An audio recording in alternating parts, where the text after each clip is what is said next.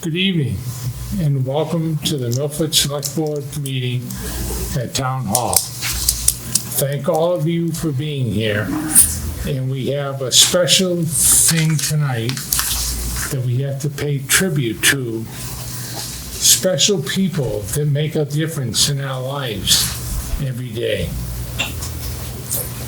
And so I'm going to speak from my heart.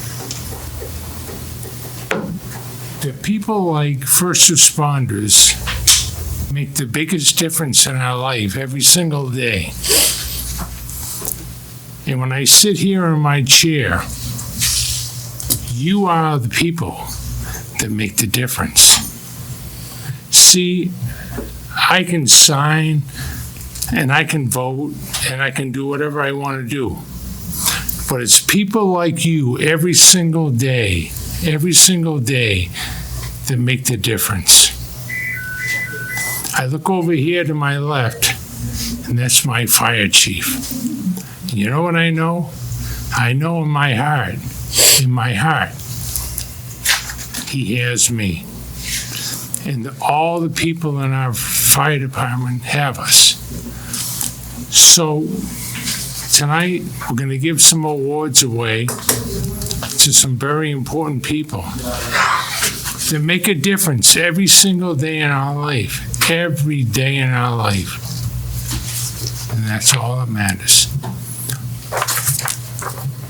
So pick your head up, be proud of what you do. Be proud of what you do. And with that,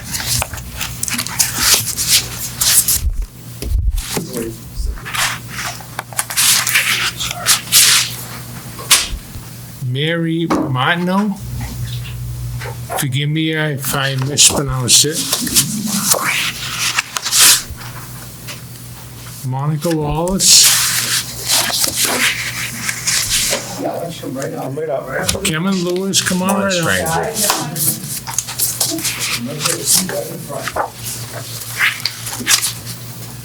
And Tony Newell. Yeah, right in front, okay? Come on, you shy stranger. Good to see you, Monica. It's been a while. So, in town of Milford, be it known that the select board offers you their congratulations for your swift, decisive actions and treatment for a fellow co-worker. On behalf of the people of the town of Milford and the select board, they extend their best wishes and express their future good fortunes to you. Signed, Michael K. Walsh, Thomas O'Loughlin, and Paul Mazzica. Please come up.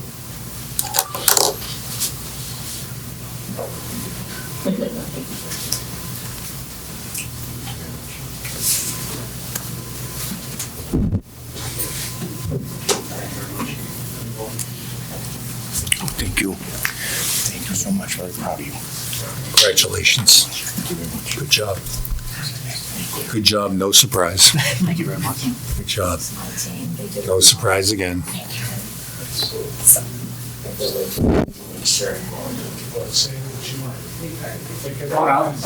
I'll explain what happened, Lana, if you want to come over. Sure.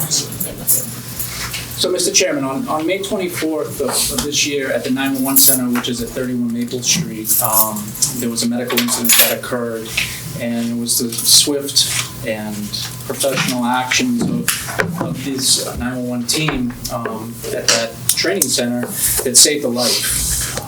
There's really no other way to explain it. Someone recognized that one of their coworkers was down.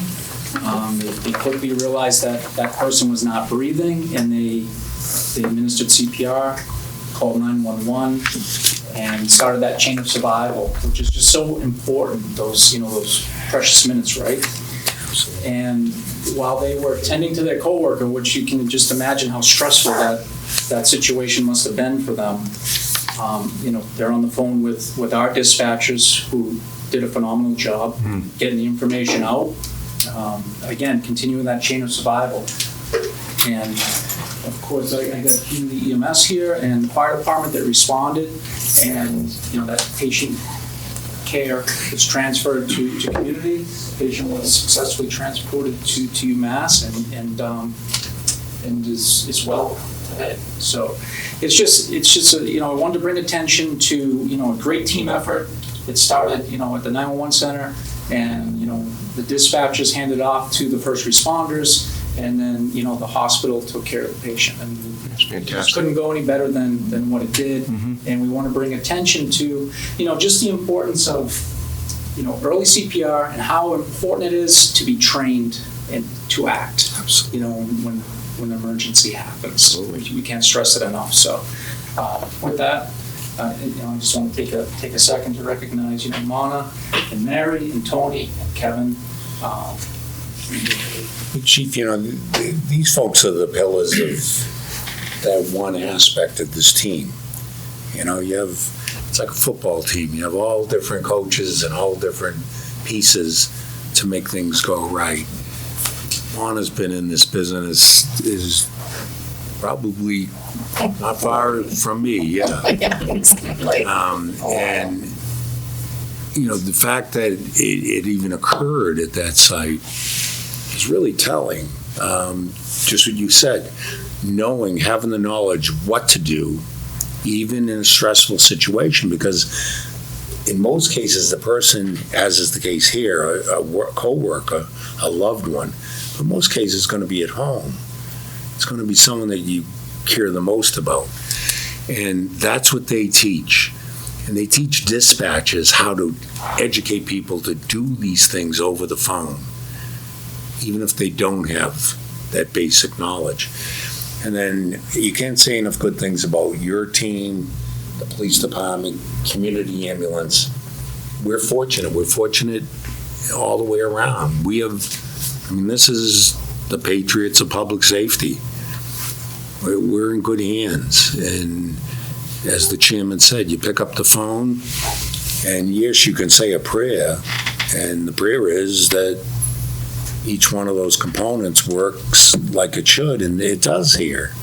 So, I look at the four people here, and it's like no surprise at all, but yet I'm probably blushing, my Irish skin, because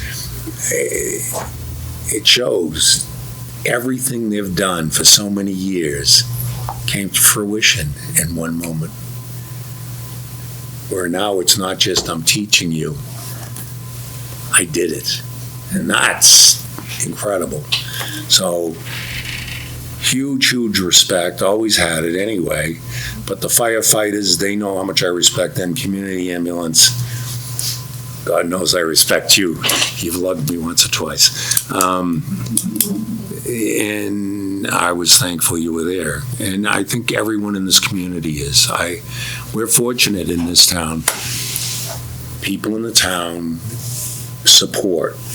They support public safety. They support medical services. You have the utmost respect and support. And I just thank you.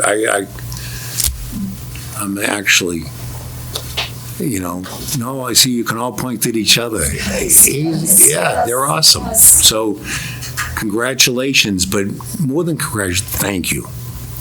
I'm not surprised by it, but I thank you because it could have been any one of us. So I really, you always had my respect, and I'm thrilled. I'm thrilled you made a difference in someone's life. So thank you. Thank you. I'm getting nervous just thinking of what you did. No, really. When people do take this course, the first thing they say, I hope I never have to use it. And yes. God willing, you really did. You bring hope into people's, when they have the darkest time of their life. You really do. And as Mike said, what do you say, to make a difference in everybody's life, and you really do. You save someone's life, and That just goes way beyond the noble work that you do, and you deserve the respect and appreciation for all that you do. Thank you, and thank you, Chief, and thank you for your team as well. And like Chief said, and Tom, Michael said, we are in very good hands. We're very fortunate. You all are a credit to our town and to us as individuals. Thank you so much. Can't thank you enough.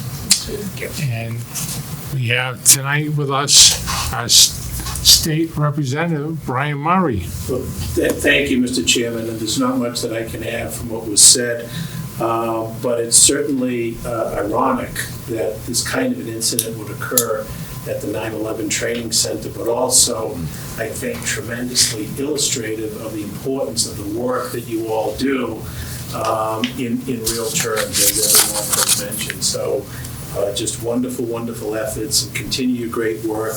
And to commemorate this occasion and to recognize the work that all four of you did do, I have citations from the Massachusetts House of Representatives that read as follows: "Be it hereby known to all that the Massachusetts House of Representatives offer its sincerest congratulations to all four of you in recognition of emergency medical assistance and CPR administered to a collapsed and unconscious coworker on May 24, 2024, that resulted in saving the life of that coworker. The entire membership of the House of Representatives extends its very best wishes and expresses the hope for future good fortune, continued success, and good health in all endeavors. And it's given this 26th day of August, 2024. This is signed by Speaker of the House, Ronald Mariano, and offered by myself, State Representative Brian Murray. So I have one for each of you. Mona. Thank you so much. Thank you. Mary. Thank you very much. Kevin.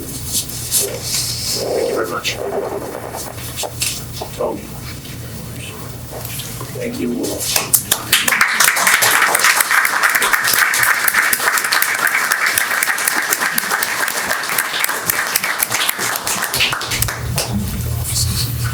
And with that, thank you for everything you do every God day. bless.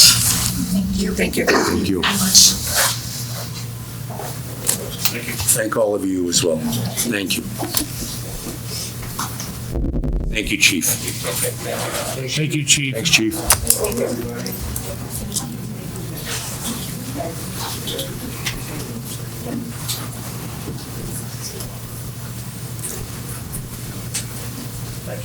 You're welcome. You're welcome. You're welcome.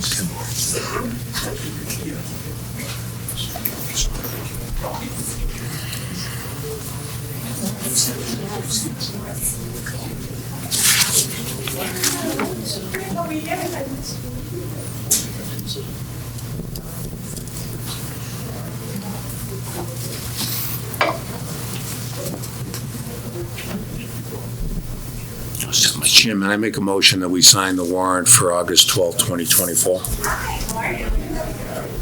And I second that, Mr. Chairman. We make that unanimous. Mr. Chairman, I make a motion that we approve the regular session meetings August 12, 2024. I will recuse myself because I was not present on that date. And I make that motion, And I Mr. would Chair. make that unanimous. The room settle down for a second. Yep.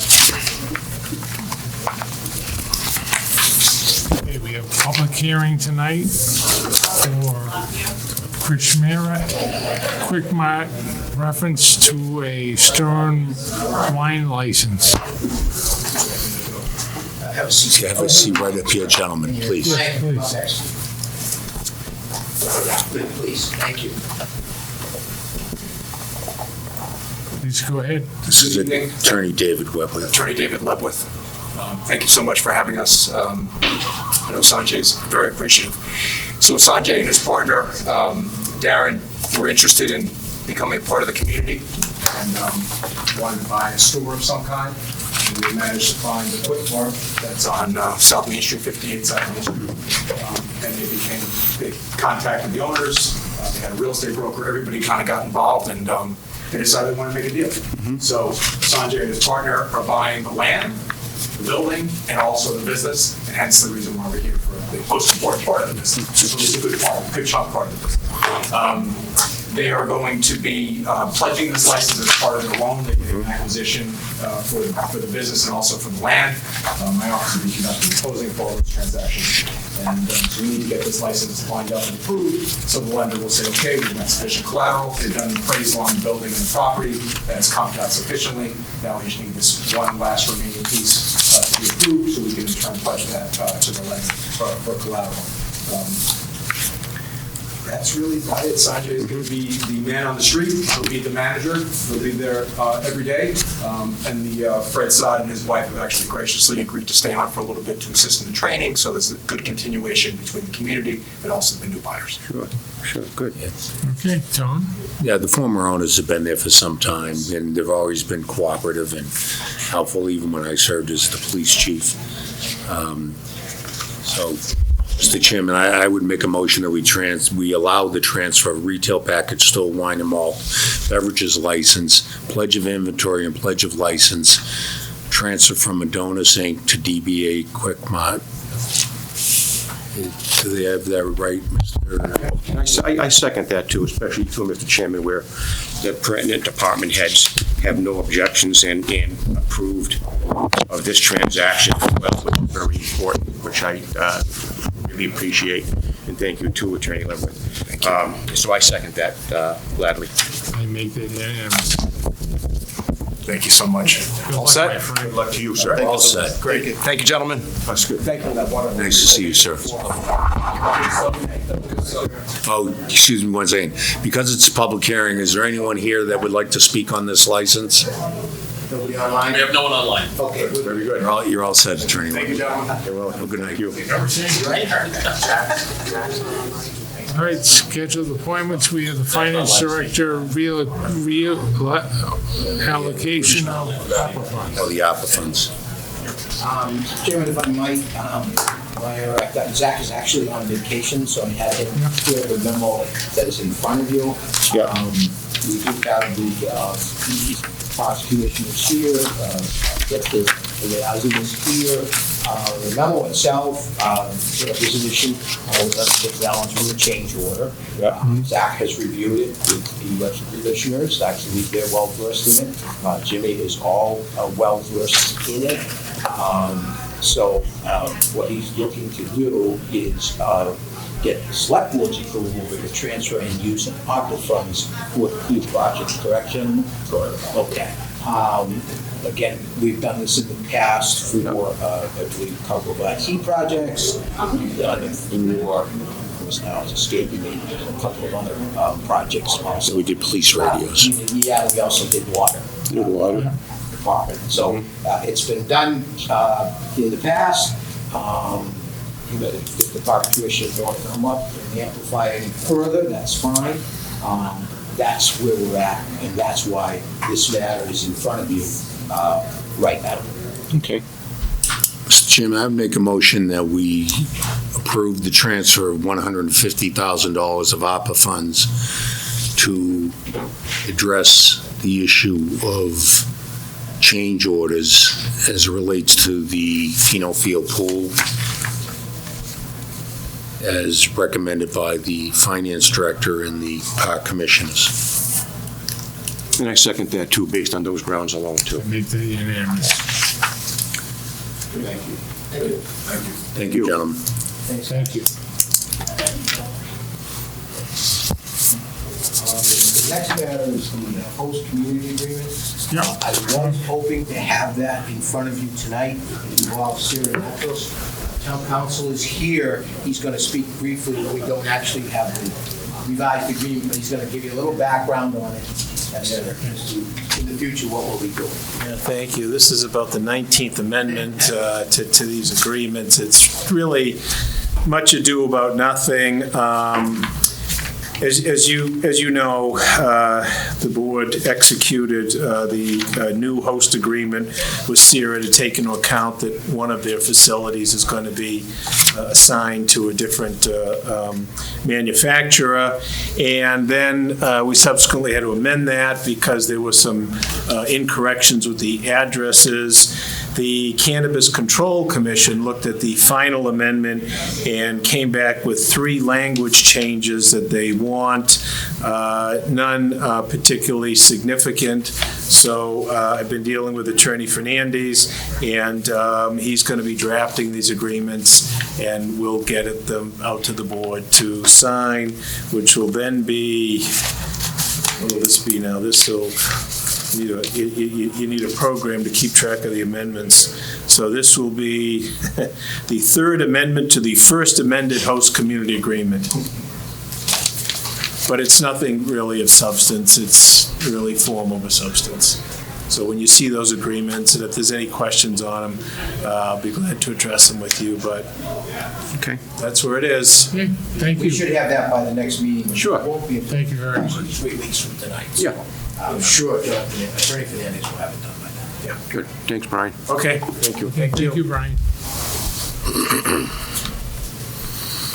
Town Administrator? Yes, thank you, Mr. Chairman. 3 things tonight. One, this matter came up today, so we're going to need to address it. There was a zoning bylaw amendment regarding accessory dwelling units. So I did hand out to you the amendment by Town Planner Larry Junkin in response to recent legislation regarding accessory dwelling units. He has put together a zoning bylaw amendment to inclusion on the up-and-coming special town meeting warrant.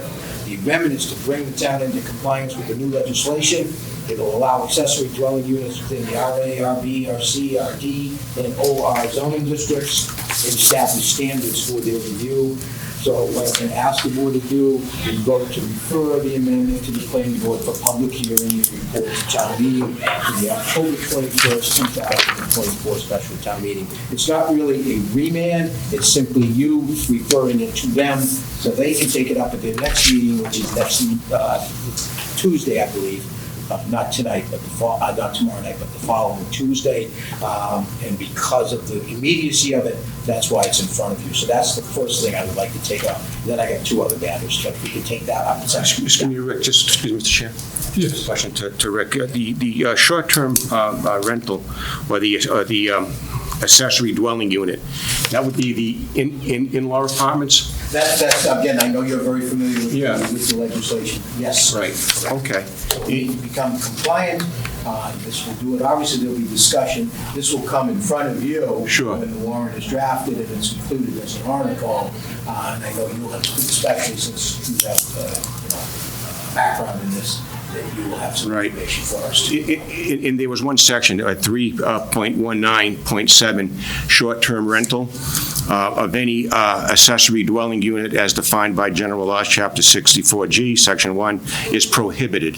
That means, does that mean like the Airbnbs, where you have the short-term rental? Just for the accessory dwelling. Okay. Not for anything, but only the accessory dwelling doesn't fall under that bylaw. Okay, thank you. Thank you for that. So again, I would be just looking for a motion to refer the amendment to the planning board for public hearing.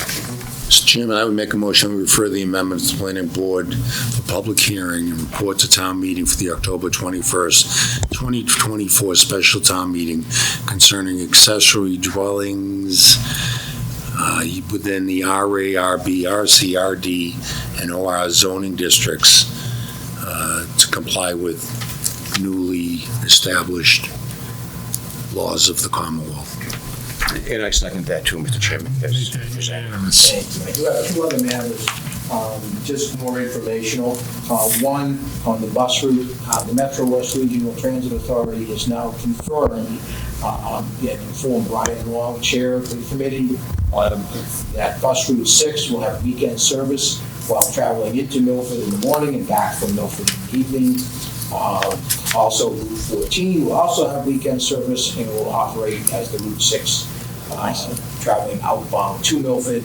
I would ask anybody who has any questions, either go to the Metro West site, or they can certainly contact my office for stop locations and times. So I think that's a nice thing.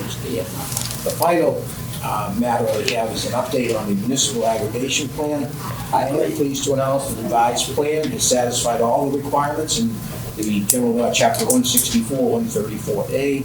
The aggregation plan filed by the town has been approved by the DPU.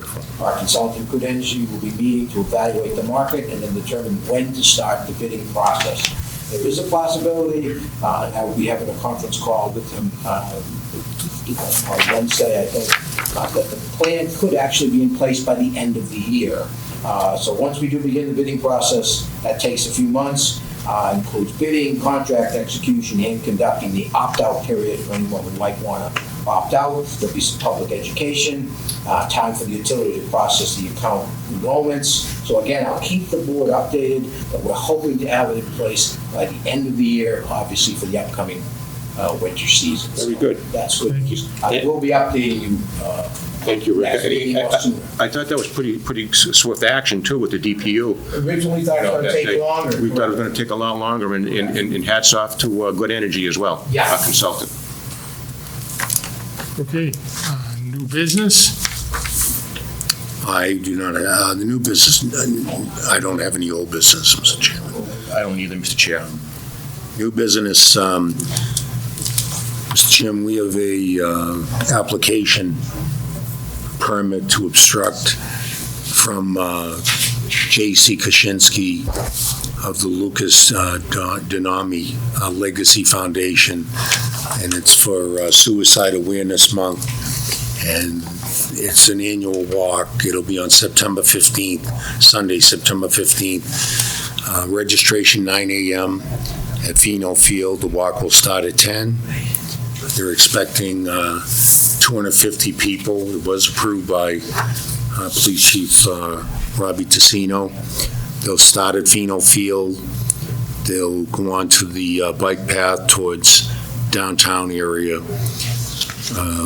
From there, at Dunkin' Donuts, they'll turn right onto Pearl Street, continue Purchase Street, turn right onto Diller, and then come back onto the bike path and come back to Pheno Field. This is a great fundraiser because it allows them to reach out and to help people who might be in distress and just get that help. That's critically necessary, we find, in the community as of late. Very true. Very true, Tom. It is a great fundraiser, and it is definitely in need of this to promote awareness for suicide. And I second that, Mr. Chairman. And I would make that unanimous. Town Administrator, acceptance of gifts from Countryside? Yeah, this is a gift to the Milford Police Department Comfort K-9 unit, the amount of $130. It's from the whole Countryside Healthcare of Milford, and I'm looking for the board to vote to accept the gift. So we want to send them a nice thank you letter, which I will do. Mr. Chairman, I make a motion that we accept the donation from Countryside Healthcare for $130 to be utilized by Detective Sergeant Paul Pinto, the Family Services Unit, as it relates to the comfort dog that Paul maintains for the town. That's a second too, Mr. Chair. I would make that unanimous. Next is St. Mary's Parish one-day entertainment license. Yes, Mr. Chairman, this is for a multicultural festival fundraiser to be held at the Center Hall, 17 Winter Street, Saturday, September 14th, 2024, from noon to 7 p.m. I think this is the yearly event for them. Never had really any issues, so I'd be looking for a vote to approve the one-day entertainment license. Thank you. Mr. Chairman, this does not involve alcohol, so I'll stick with the time periods that they recommended, which is I make a motion that we allow a one-day entertainment license for Saturday, September the 14th, 2024, 12 noon to 7 p.m. for St. Mary's Parish for a multicultural festival. I second that too, Mr. Chairman. Make that unanimous. Okay, next agenda, invitation to speak. Anybody here, invitation to speak? So anyone online, Chris? Not seeing anybody? Correspondence? The last item, Mr. Chair, is just, I know you guys were at the event, the Milford Legion Baseball Club Inc., their final end-of-year banquet. I want to thank you for supporting them and attending that banquet, and I just thought the board should see that and be made aware of it. Thank you very much. Very nice. Okay, with that, we're going to close and go into executive session. Mr. Chairman, I make a motion that we go into executive session to review attorney-client, expert-client communications, legal advice regarding the reasonably anticipated litigation, legal issues, the disclosure of which would compromise the town's position, and Rick, the underlying issue. It's dealing with 40B units. And this is concerned with 40B units in the community. So we'll be going into executive session. I make the motion, Mr. Chairman. Aye. Aye. We're in executive session. We will not be returning, right? No. Okay.